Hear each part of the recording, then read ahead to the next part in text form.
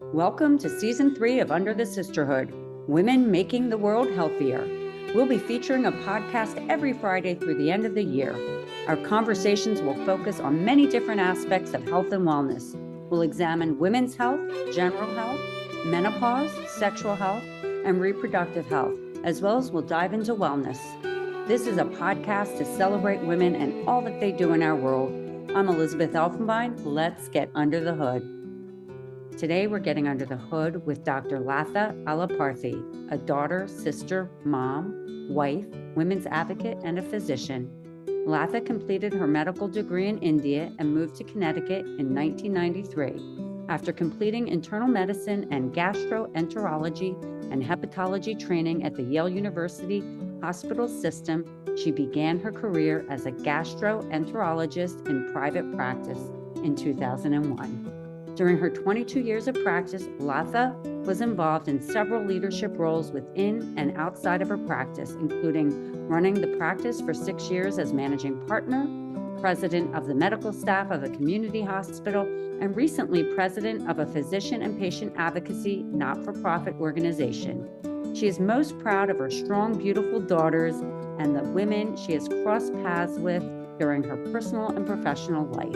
She believes in lifelong learning, recently received an MBA online, women in leadership, equal opportunity, and is passionate about access and quality in healthcare. Welcome, Latha. That's a mouthful. Thank you. That's your story. Thank you for giving us this wonderful introduction. And thank you for narrating all the list that I gave you. And thank you so much for this opportunity and allowing me to speak about my journey. And hopefully it helps pave paths for others as well. It sure will, but thank you so much for joining. I'm so excited. Season 3 is a really interesting season. It's women making the world healthier. You're a physician, you have a journey. You had that inflection moment in your life. It would be great if you could share with our audience when it all began for you. Thank you.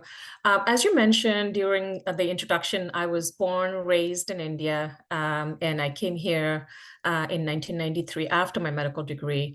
When I was growing up in India, especially as a baby and a youngster, we lived or spent a majority of my time in my grandmother's village because my dad was trying to help settle my aunts as my grandfather had passed away suddenly.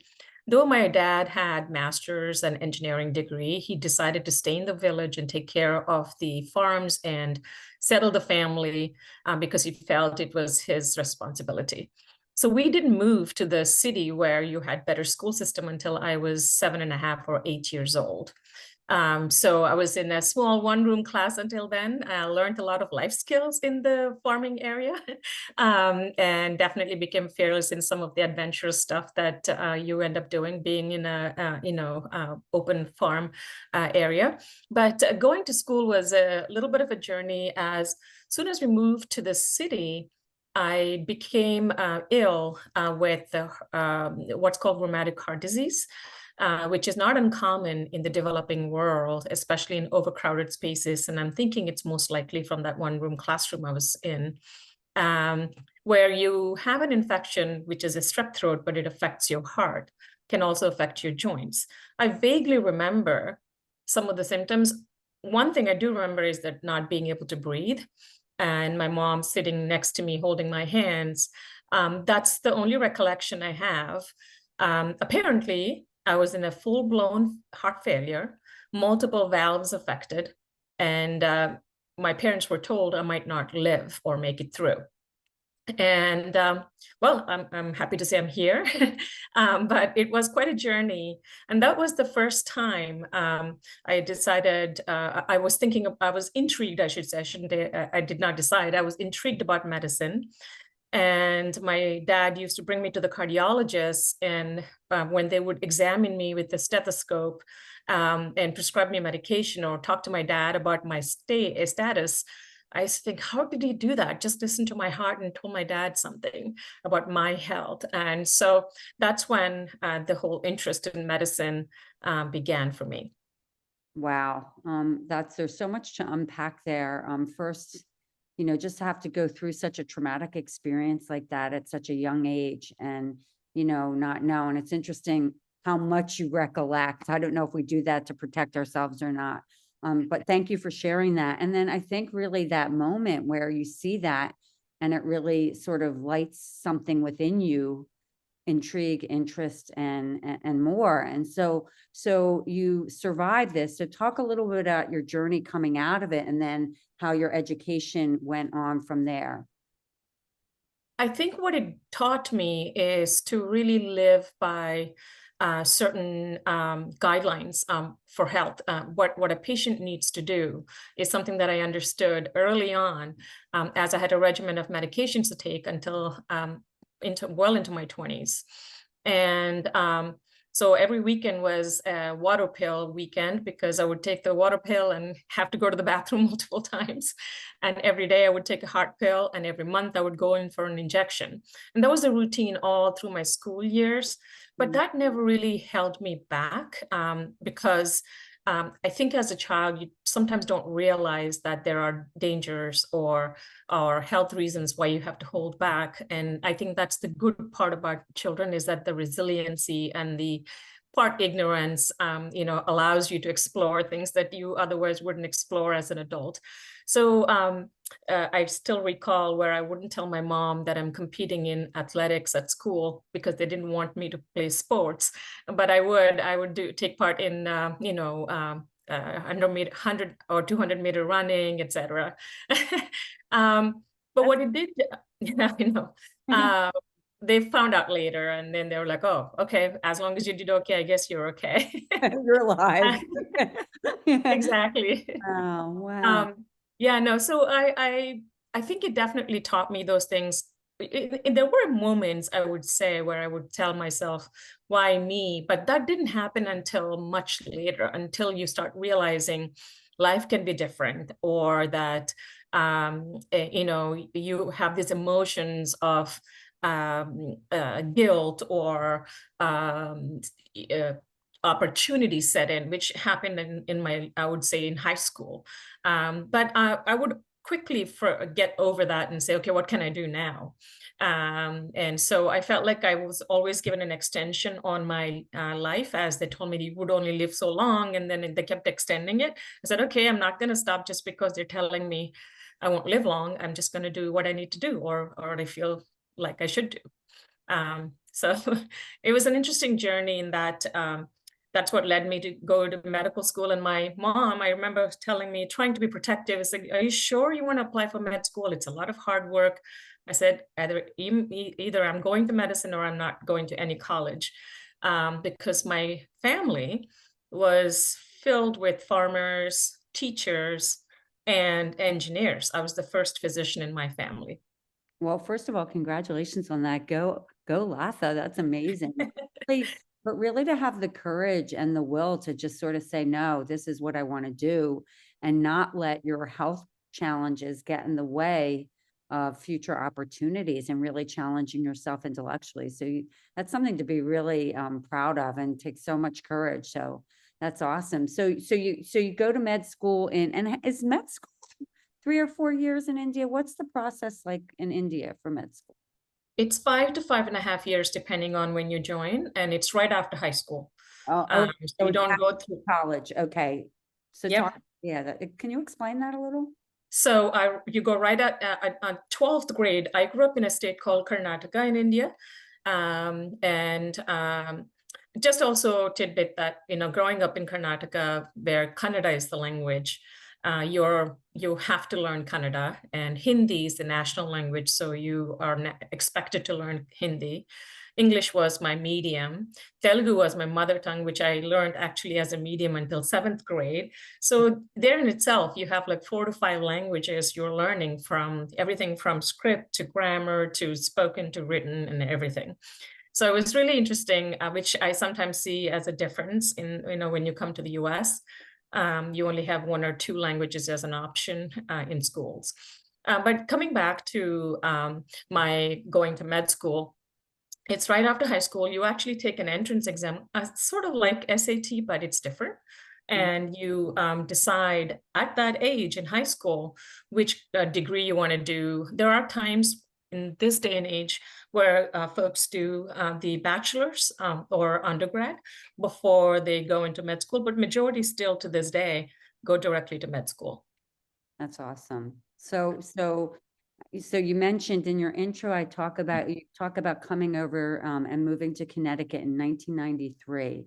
And so what was that experience like? I don't know if did you get married in India? Like, what was the transition from there to here to moving forward with your life in medicine?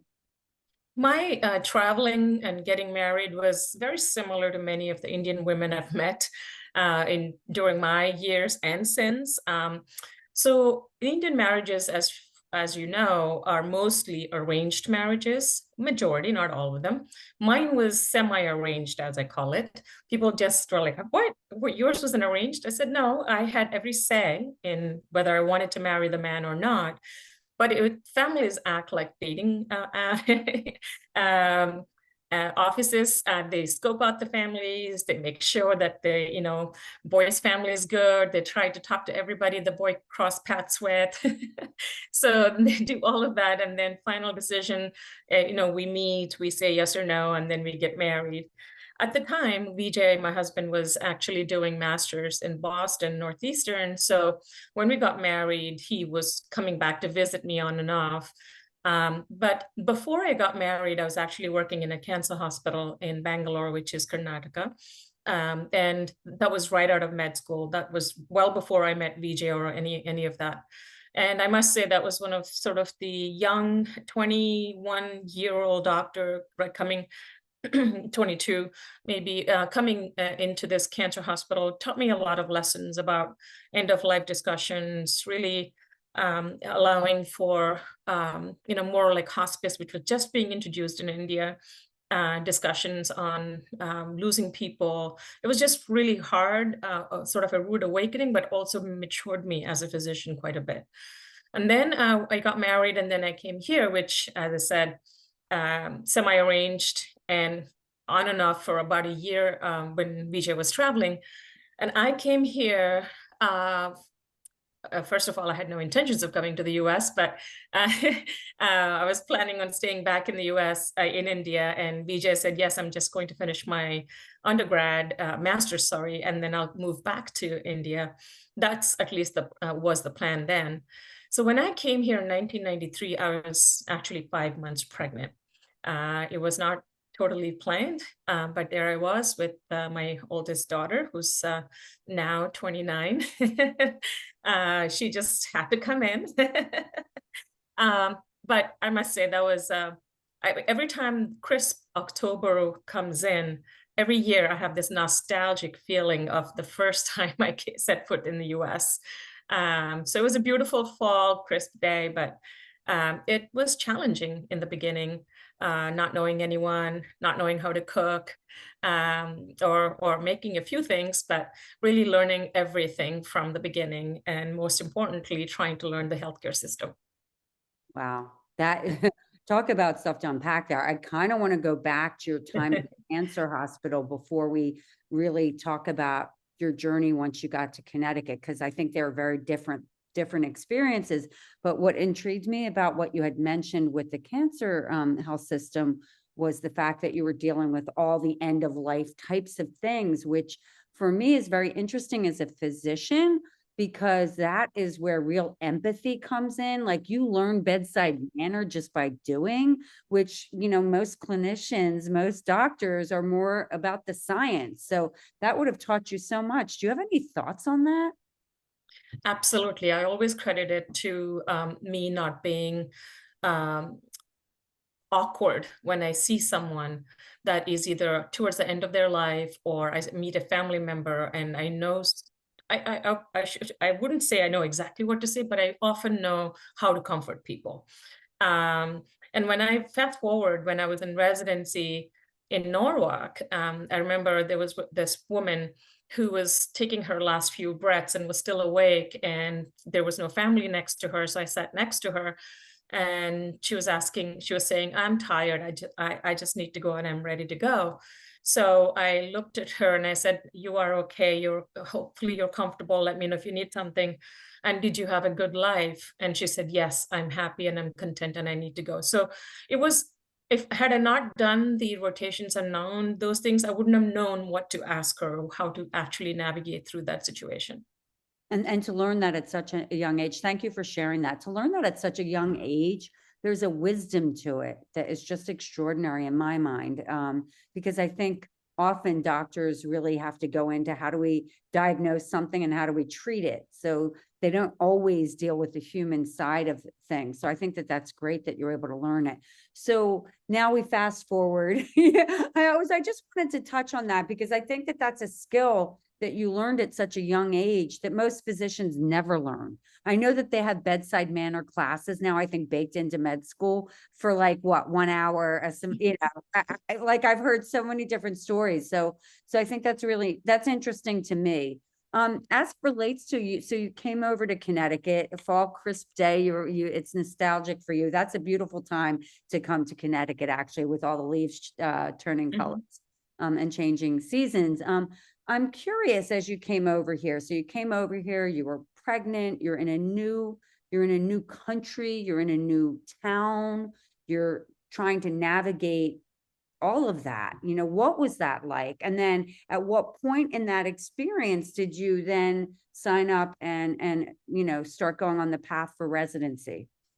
Yeah, before I jump to answering that question, I just wanted to tell you that my daughter, who finished her med school and is in residency now, during their school year, they have these test patients who are actually patients who are not true patients, but they're almost like actors who are training these students, and they actually teach them about bedside manner, and they actually give them a candid feedback, which I thought was a really clever way of teaching bedside manner. Not how you say it, but how it was perceived is so important in terms of when we're interacting with patients. So that's just a side note. But yeah, coming back to me, it was initially it was more about learning everything from, okay, how do where do Americans shop? How do they cook? What do they eat? Strawberry milk, I've never seen that before. I used to like that Nesquik. Yeah. So there were just so many new things. Bagel, what's that? So there were just a lot of curiosity in terms of learning the, living and food and all different things at the time. And VJ had a good group of friends that we used to hang out with. But I was very much a studious, career-oriented woman, and I did not really like the fact that I had a break because I had to wait for a little bit to join him. And so I decided I would start taking the exams, and I actually would go to the library at Norwalk Hospital, which is right across the street from our apartment complex back then in Connecticut, and sort of sit there, study, because it was an open library. And once I had my daughter, I took these exams called USMLE, which are step 1, 2, and 3 that you have to take. Any foreign medical graduate comes into the US has to take those exams before they apply for residency. So when she was 2 months old, I took the first one. Then 4 months old, I took the second one. So every 2 months, I took 3 tests. We have to pause for a second. Let's pause and celebrate that. What a rock star to do that work and be dealing with both postpartum, being a new mom, and having a little baby. I mean, that's amazing. Yeah, it was hard. And I feel like I was young. I was in my 20s. Now it seems young. Back then it didn't, because I've been like, oh my God, I'm still not in a residency. But I do feel like, it was a sacrifice that I didn't realize what sacrifices I needed to do to get to the career that I wanted to get. I remember one morning I was studying. I had just pumped for my daughter, and my mom was doing something, who came a day after she was born to help me for a couple of months. And I had her in my lap, and I had this big fat book, and I was reading for my USMLE. My mom said, I'll never forget that image with the baby in your lap and you studying. I don't think you can handle because you don't have any family here to help you. So I actually had to send my daughter with my mom when she was 4 months old to India. That was probably the hardest one. It was a week where I didn't want to talk to VJ. I just didn't want to talk to anybody, almost like mourning separation. And but then I would get up and say, okay, why did I do that? What did I need to do? So let me get on that so that I can bring her back.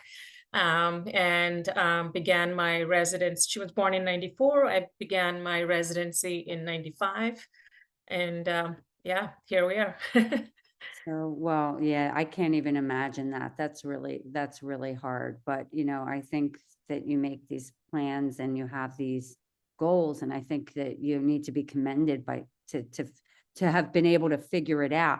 And interestingly, I had my second daughter. So my first daughter was in 1993. My second daughter was in 1994. So I understand the timing back then. Things were very different. So to do that was a big deal. And also to be going through all the hormonal changes, all the changes 4 months after you've had a baby, and all of that. So there's just so much. So, you need to be applauded. And, we make different decisions and choices for different reasons. And it's so hard because I think that women are very hard on themselves instead of understanding that, we make these decisions for reasons and giving themselves grace. So anyway, so you go into your residency program. You were at Yale University? So I was at the Norwalk Hospital Yale affiliated program back then. And so I did my internal medicine there. And I actually had my second daughter during the latter part of my second year or early part of third year. This time we decided we were, and we would get to see my older daughter twice a year, where my in-laws would bring her over or I would go back. And so at least twice a year we would get to see her. And I think some of the fond memories I also have are when my youngest was born and my daughter was here, my older daughter was here, because I was able to spend 2 months straight with her being at home. So it's really nice. But I had the young, and then I started applying. I remember the day I was dropping off my Norwalk Hospital gastroenterology fellowship application. The woman looks at me and just says, "So when are you due?" I said to her, "I think tonight." She said, "What?" Doctor, you forget that you're pregnant because you're on a mission. Yeah, so I dropped off my application, and I in fact did end up going that night to the hospital. The reason I also ended up, I think you had asked me this question when we spoke last week about gastroenterology. Many different fields I had been exposed to, and vested interest was in cardiology. And when I worked in the cancer hospital in Bangalore, India, the surgeons had said that I have a very stable hand and I should look into surgical fields. But at the time, I wasn't really keen on surgery. So I wanted to find a field that's medical, that always keeps me in touch with patients, really helps them, and also helps me develop a hand skill. And at the time in India, there weren't dedicated trained hepatologists or liver specialists. And gastroenterology was just a rising in terms of training. And I thought I could really bring back the skill and knowledge back to India. And that was one of the reasons I went into gastroenterology. Well, we need more doctors and women doctors in gut health. So I think that's interesting. So you've spent 22 years in gastroenterology, or working on the gut. And we talked a little bit about the fact that you have a focus in women's health. Do you want to sort of describe your experience coming out, the residency, and then what is sort of, I mean, it makes sense being a woman doctor that you would have an interest in that, but clearly along your journey, things have affected you to get more and more focused around that. So do you want to share that with us? Yeah, so when I got the fellowship at the St. Raphael and the Yale Hospital campuses, I think it was the first, I had my younger daughter with me the whole time. And when she was 4 months, I brought her to the daycare. And of course, day one, she came back with a cold and almost had nonstop ear infections. And and it was just a hard thing. So I actually brought her back to India for a year just to give her a break from daycares and such. So both kids were in India for about a year. As soon as I finished my internal medicine boards, when I started my fellowship, we brought the kids back. So that was a little tough on the fellowship. So there was a time in first year, I almost stopped. It's like, I don't think I can do this. I don't think I can have kids and fellowship and want it all. And I remember walking out of Union League Hotel, a restaurant in New Haven when there was a lectureship. And one of the attendings, he said, "Hey, how are you?" I said, "I'm good, but I'm having serious second thoughts on continuing this." He said, no, you can't have that. You're too good and you just have to continue. I know it's going to be hard, but just talk to your attendings and so on and so forth. So I must really credit my co-fellows, my attendings who were understanding. And some of them were strict in their ways in terms of what the expectations were. But as soon as they start working with me, they realize that when I'm there, I'm so efficient and so thorough that even if I don't spend 12 hours a day in the hospital, that I get almost the same or more done. Because the only reason I wanted to leave on time was so that I could pick my daughters up from the daycare. It was hard to spend $1 per minute that I was late to pick them up with the residency salary. So that was my GI fellowship. And I met very smart, intelligent, committed physicians, and both in the community and at the university, and fortunate to really continue some of those friendships and connections even to this day at the Yale system.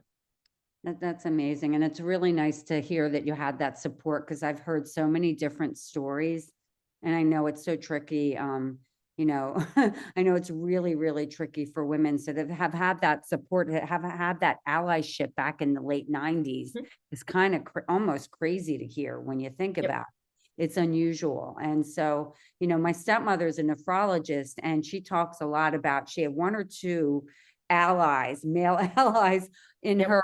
She had a really hard time. She's 80 years old and still practicing, but coming up and doing that. And she had the same thing. She had one daughter and she's in daycare, so she had to leave at a certain time. She would be up till midnight doing her grants, her research, all the things, and so everything women physicians have to do to be both working mothers, physicians, working mothers, and be mothers, which is, how efficient can you be so you can get out and be with your family? Because there has to be some amount of balance, not a lot, but some. So kudos to you. That's really, it's amazing that you spoke up, and it's amazing that your attendees saw that and said, no, you're too good. So that really speaks volumes about you. So you're in this community now, and I know that you've been in private practice for a long time. Talk about what your journey's been like, and where you are today, how the journey's gone and where you're going now. So it's been a very amazing and interesting journey. And as I mentioned to you, I had no intentions initially of staying in the US. So when I finished my fellowship in 2001, when one of my psych program directors offered me this private practice job, it was that or moving back. And my husband at the time, I still have the same husband. My husband was said, no, I really have this very interesting job. I want to get more experience in this job. And next thing you know, my kids are in middle school and they are not willing to go back anywhere because they're totally obviously born, raised here, and they really didn't want to move. So we decided we were going to stay here. My private practice, I knew some of the people that worked, but I don't think any amount of training could have prepared me for all of the nuances that go into private practice or medical practice. Medical practice is something that is just unique in terms of the complexities. I see so many people working in jobs of IT or banking and other things. Yes, there are complexities, but I don't think there's such nuanced profession in any other profession, and things change almost every day, and that makes it even more challenging. So there was just a lot to learn in the early phases. But being that I was a mom with daughters at home, and my husband was working in Westchester, so he had to drive a long distance at the time. I was very efficient with my schedule. And so people took notice and they said, hey, you want to start helping us with the rest of the people's schedule to see how you can make them efficient? So that was sort of my entry into managing and trying to help a business. Because it's in the end a business, because you do have employees, you have overhead costs, you have to do everything like a small business. And that started then evolving into me being on the exec com, getting involved with running the practice, as I mentioned to you before. And also on the side was involved in hospital medical staff, was president of one of the community hospital medical staffs, which I found I'm very passionate about, because as physicians, we need representation, we need strong voice. And through my advocating for my patients, my colleagues, at times myself, I became good at that. And I think advocating is such an important thing to do when you believe in something that you speak up. Well, that's fantastic. And wow, I love hearing this story. I love the fact that they saw this promise in you, the business side. So when you talk about nuances and complexities of being a doctor in a private practice, are you, it would be great to understand what you mean by that. I'm going to put, because I'm a reader between the lines, I'm guessing it's not just the practicing of medicine, which is complex because you get different patients coming in with different things. It's the business side, but I'd love to hear from you, like from an audience perspective of what that looks like. Yeah, as a gastroenterologist, we are, especially in private practice, we are involved in both the practice side, which is a physician office. We also have an endoscopy center, which is like a small surgical center. And the number of things, a list of things that we have to be on top of every single day for that center, in terms of how many things a company, a medical company, everything from electric lines to plumbing to air circulation to firewalls to, I mean, you wouldn't think that those are important, but every one of those is very important. And there's a stipulated way your state mandates that you run those things. And that's not even touching the amount of medications that you have to have on hand, emergency stuff you have to have on hand. And so as a business, you have to keep on top of all of this. So there was just a lot to learn in the beginning, and my nurse colleagues and my administrators were great at sort of bringing us up to speed. On the practice side, it's more about getting what patient needs. So you would think that as a physician, you go out there and you, like you said, see someone, you say, okay, I think I know exactly what you need. I'm going to suggest that you get a CAT scan. And then you get a pushback and your secretary says, oh, they won't approve the CAT scan. And then you're looking at them saying, what do you mean approve? So you forget that there are these layers. And over time, you learn how to navigate through those layers, and more work gets added to you, and becomes your decision. Everything from approving medications to tests to vacation, time off at work. You have to write letters to people saying, okay, she cannot work from this day to this day because she has a procedure, or this person needs two bathroom breaks a day because she needs to go to the bathroom 2 times a day for this long. So it's interesting that you don't realize that these are all things that are part of your medical practice. Wow, that's a lot. And that is complicated and complex in so many different ways. Actually, I almost feel like it's 4-dimensional, because it's not just a layer of the business, but it's looking at the business vertically and horizontally. That's really interesting. And that's a lot to like hold in your head. And then on top of it, if you're a person who's really, pride yourself in being efficient, taking in and really absorbing that and being able to connect all the dots while they're moving, to your point, because every day things change. That's, fascinating. And kudos to you for doing that for so long. So, and clearly you were good at it. Where are you today and where are you going? And where do your passions lie as it relates to this?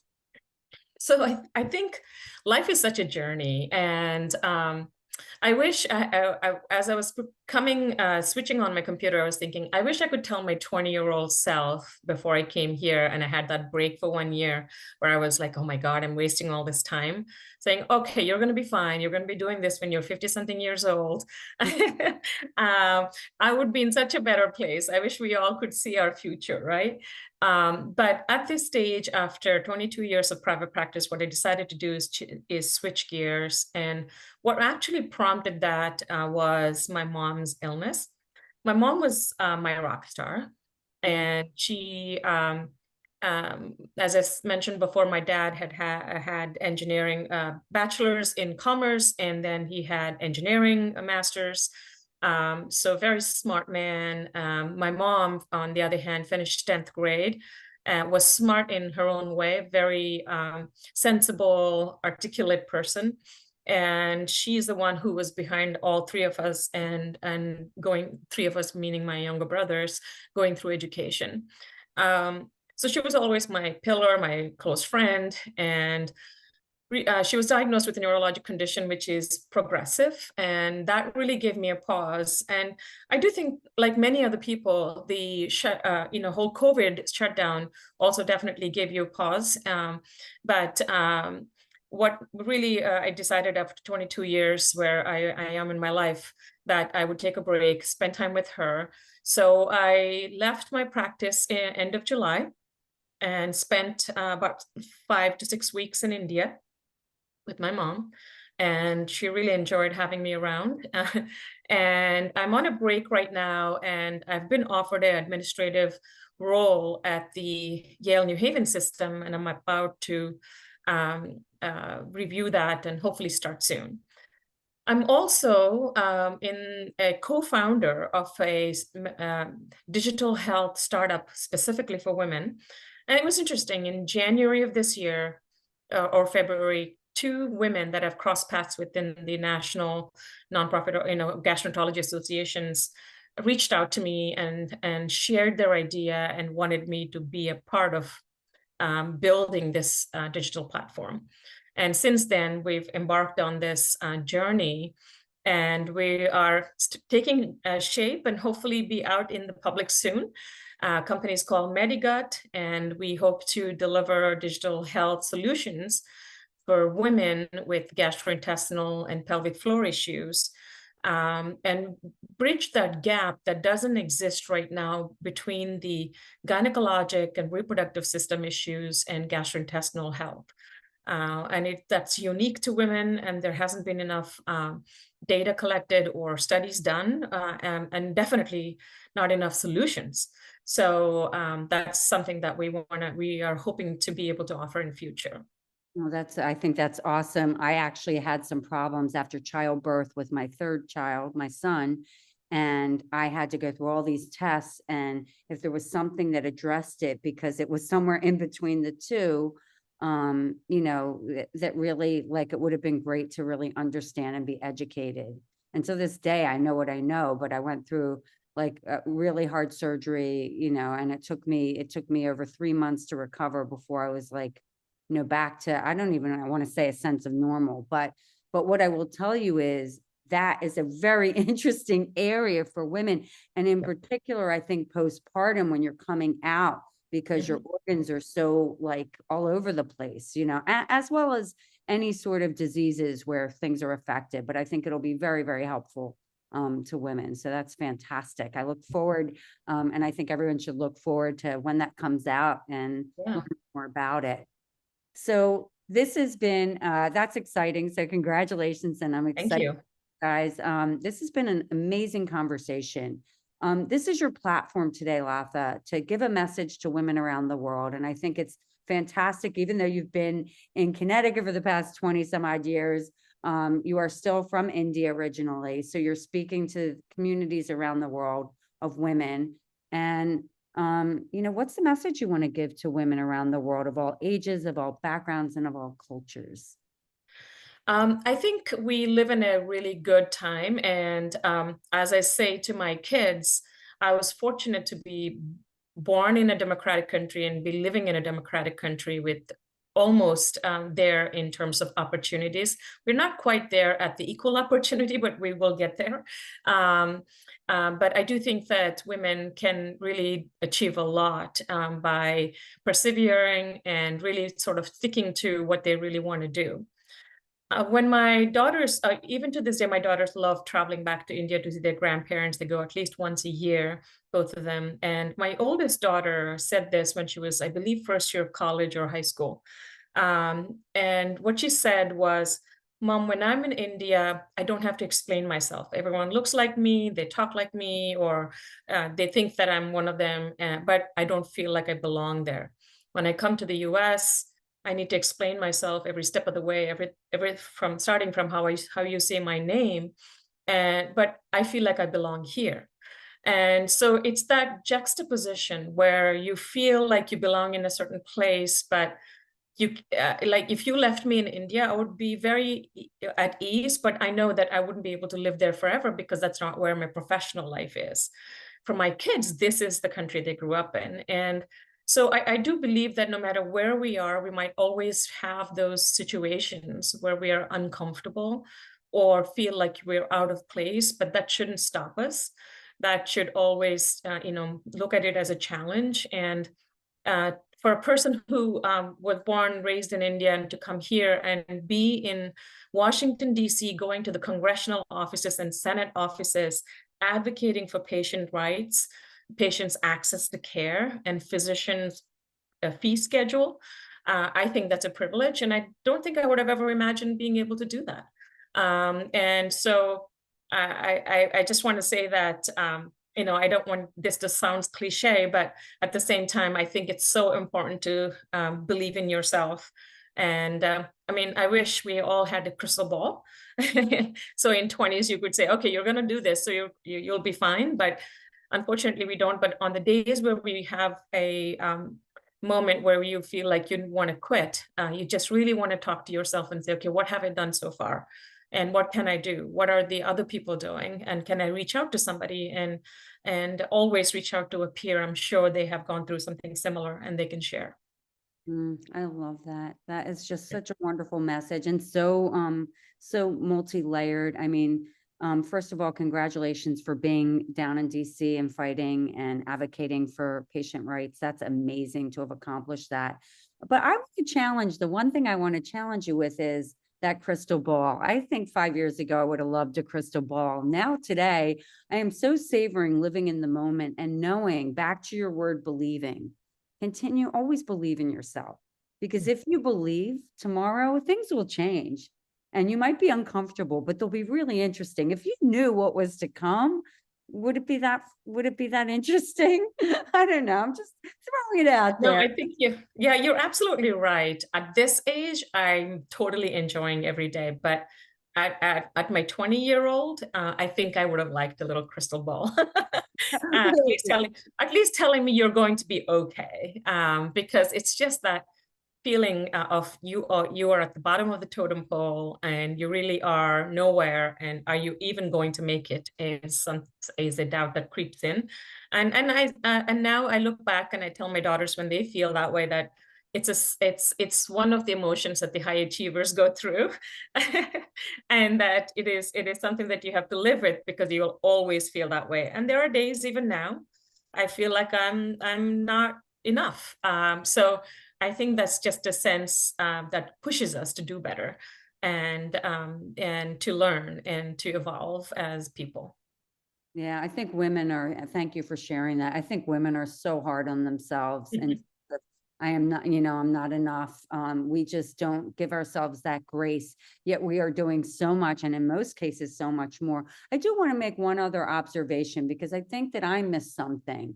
The crystal ball would have been nice had, the truth is, in your context, you came over at a very young age into a new culture, newly married, you were pregnant, you didn't know, your passion was medicine back in India, you came to the United States. Am I going to be able to practice? You're carrying a child. So that was really complicated. So I hear you. A crystal ball would have been nice for you. I think I don't regret saying that I said that, but in hindsight, I think that No, I agree with you. Yeah. security, that sense of security, because there were so many things, so much unknown for you. So I like the crystal ball. So anyway, I thank didn't have one, but I went with your thought process, which is that I kept hoping that things would be better, and then I kept working for it, and that's what got me here. And I think that that is more what I'm getting at, which Yeah. is the belief that you just Mhm. keep going. We all have interesting and unusual and uncomfortable journeys throughout life. Mhm. There are going to be moments where it's like, do I stop? Do I keep going? I mean, am I like you're making that point to your attendee? I don't think I can do this anymore. We all, as women, like managing a family, doing this job, the pressure's on us. You have moments where you just want to quit. The question is, do you quit or do you Yeah. continue on? And some women, and there's no judgment here, what is right for one is not necessarily right for the next. Some Yeah. women are really good at soldiering on. You had that capacity, you had the support from your family to be able to soldier on and pursue your dreams. And I think the fact that you did that, you brought your daughters back, and all of you are just, everyone's thriving, is such a beautiful testament to your story. Thank you. Thank you very much. I really, truly appreciate that. And despite me, as my older daughter calls it, shipping her off to India, we are very close. And we talk almost on a daily basis. Thank you for, really acknowledging what my daughters are doing, and they're both doing well. And yes, we are, just like every other family, close enough that we can fall back on each other and know that we are there for each other. And I think that's such a important message to have for every family, and women especially. Actually, I think you just hit on something. It's like you and your daughters have your little sisterhood. I have two daughters as well, and we have a sisterhood. We were just traveling together, and it's a beautiful thing to know that you have their back, and of course they will have your back. Although as mothers, I think it's hard to think that way, but it's a really beautiful relationship. So Latha, thank you so much. You're doing so much for the world. Thank you for sharing your story and for your inspiring journey, and sharing it with the women around the world. Thank you. Thank you so much for the opportunity. I really appreciate it. Thanks for listening to Under the Sisterhood. If you haven't already, please give us a quick rating and review on Apple or Spotify. And make sure to follow us on Instagram, Facebook, and Twitter so you can hear from more amazing women. This podcast is created and hosted by Under the Sisterhood LLC and Elizabeth Elfenbein, produced by Elizabeth Elfenbein and Zach Slaff, and edited by Zach Slaff. The music is by Ayla Schaefer, her song, Rose. We